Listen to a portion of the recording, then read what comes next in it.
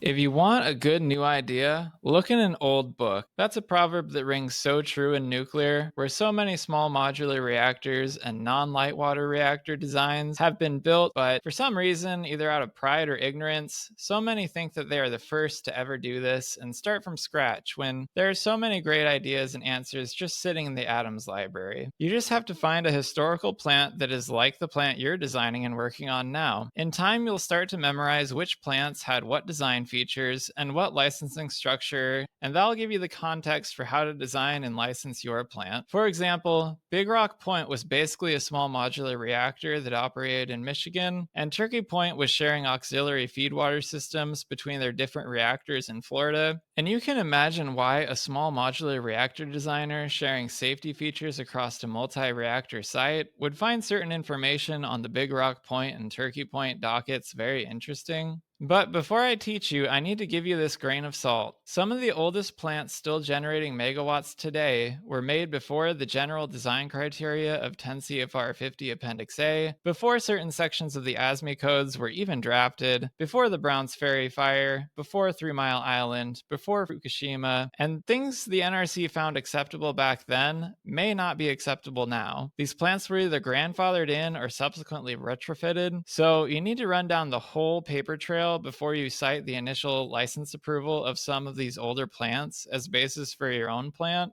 These sorts of apples and oranges, but hey, it's still juice to squeeze. Considerations will be the topic of our regulatory affairs courses. And it cuts both ways, where scrupulously hyper-conservative positions that some operating plants took don't need to be repeated in the new NRC risk-informed licensing frameworks. How do you find these old dockets and even new dockets of your competitors, and how do you search them effectively in Atoms? Let me show you. So let's say you've found this letter, you see that its docket number is 50-537, and you go to Atoms, you go to Advanced Search, you type in docket number, you type in 50-537, and you hit search, and oh no, what happened? How could this have gone wrong? Well, it turns out that Atoms needs an 8-digit number, so you take what you had typed in previously, and you add a couple zeros after the 50, you add one leading zero,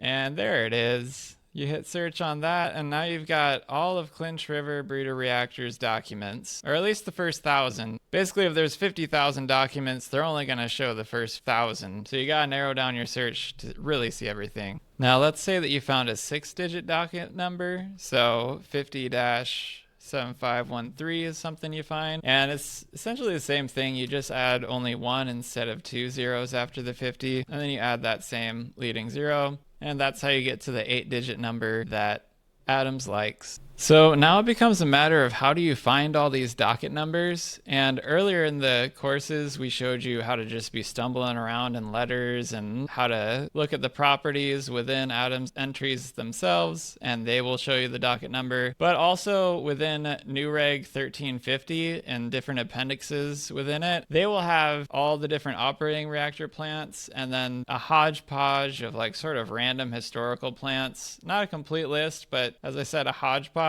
And they will give you the docket number even in this nice 8-digit format if you squint your eyes a little bit and scroll on through there. But lucky for you, you don't have to do a lot of this legwork. I mean, you can go for it. There's lots of other cool stuff in there, but we've actually compiled a list of all the different docket numbers that most advanced reactors should be interested in, along with little notes on why you should be interested in this docket number. And there's sort of like a community aspect to this too. If we've missed one, let us know. Please help us improve our list and sort of open source share this nice resource with each other. So all you'll have to do is pop that open and then start scrolling through Atoms with all these excellent docket numbers. Let's go back to looking at this document, and you can tell that there is no docket number on this document. However, there is a project number, and so let's say that you copy paste that and you go back into Atoms and you go to look for the project number, and what? There is no project number here. So now I'm stuck.